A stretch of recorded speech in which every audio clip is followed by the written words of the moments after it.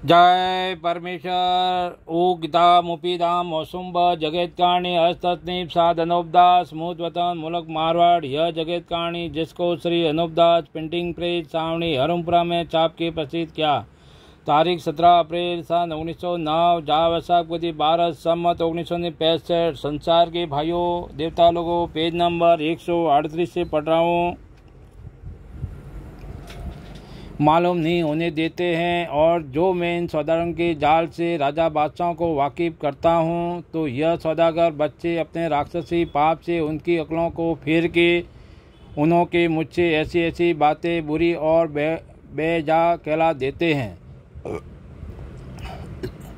कि साध अनूपदास ने जो संसार में बनियों के जाल को प्रकट किया है और जाल जाल पुकारता फिरता है, सो साधु को वहम हो गया है। परंतु राजा बादशाह यह ख्याल नहीं करते हैं कि यह फकीर है और उसको रोटी कपड़े की भी कुछ परवाह नहीं है, और न किसी तरह का लालच है, और न इसके औरत है, और न बाल बच्चे है जिसकी वजह से कुल फैल अपने मतलब के लिए करता होगा।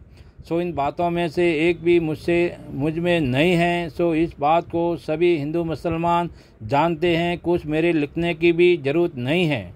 हाँ, मुझको यह काम करना जरूरी बात है कि जिस सूरत से कुल जान की औलाद को सुख प्राप्त होवे और किसी किस्म की बीमारी नहीं होवे, और कोई कच्ची उम्र में नहीं मरे और पूरी उम्र पाके मरे। इस वजह से यह बोझ जान की औलाद को राक्षसी पाप से सुख प्राप्त होने के लिए अपने ऊपर उठाया है।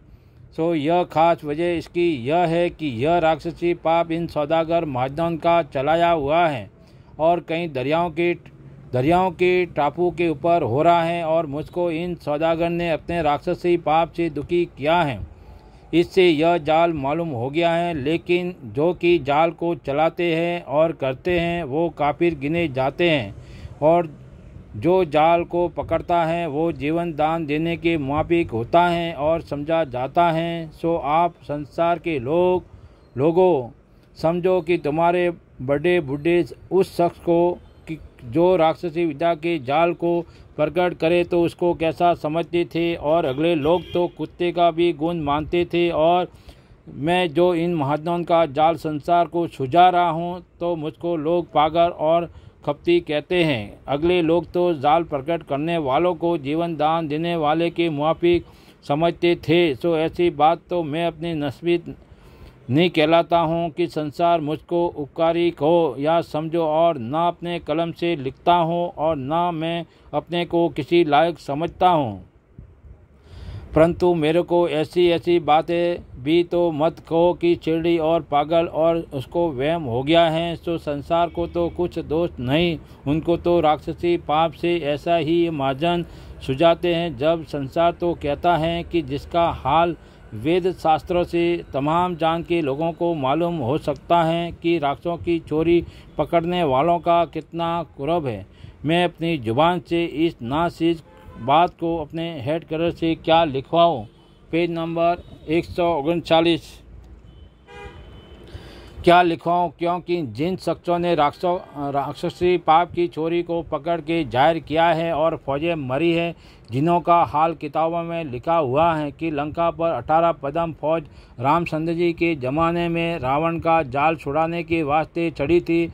जब रावण का जाल छुड़ाया था उसी तरह से इन बनियों की राक्षसी पाप का बंदोबस्त कराया जावे, और बाद बंदोबस्त होने की इन बनियों का जाल दफे कराया जाएगा।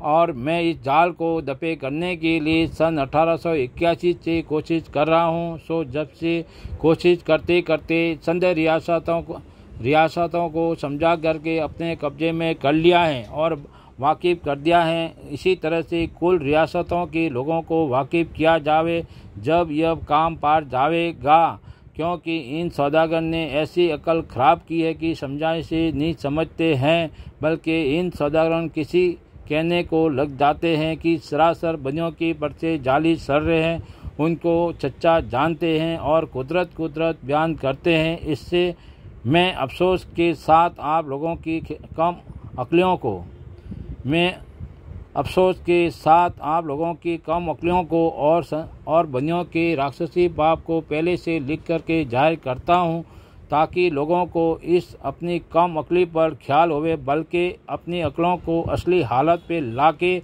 और इन साधारण के जाल को मुझसे और मेरे हेड कलर से समझ करके और यकीन लाकर सब संसार के राजा बादशाह व रियत दिल से अपनी अपनी औलाद को प्यारा समझ करके इन बनियों के जाल को दबे कराने के लिए बंदोबस्त करो, क्योंकि यह तमाम संसार के लोगों की हिम्मत से इंजाम को पहुंचेगा कि जिस तरह से रावण के वक्त में शनिचर के कहने से कुल संसार के लोगों ने कमर हिम्मत की बांधी थी और फौजें वगैरह तैयार करके अपनी अपनी औलाद बचने के वास्ते रावण वगैरह का जाल दबे किया कि जिसका जिक्र अब तक होता चला आ रहा है, फिर उसी तरह से इन सौदागरों के राक्षसी पाप को दबे करो। और यह किताब कोई मजहब के बारे में या ज्ञान के बारे में नहीं है, यह सिर्फ जान की औलाद को बुरे जाल से सुख प्राप्त होने के बारे में आप लोगों को हिदायत है कि साथ गौर के इस किताब के मजमून को समझ करके और अपना फर्ज जान करके बंदोबस्त करो, तो इन सौदागरों का राक्षसी पाप दफे हो जावे तो बेहतर है, क्योंकि इन सौदागरान का इसी तरह पर दिल है कि जिस तरह से हमने हिंदुस्तान का धन काबू में कर लिया है, उसी तरह से सातों आठों बादशाहों का धन हमारे काबू में हो जावे। तो जिस तरह से कि तमाम जान के राजा बादशाह राज कर रहे हैं और उनका हुक्म चला रहे हैं, उसी तरह से हम अपना राज करें और अपना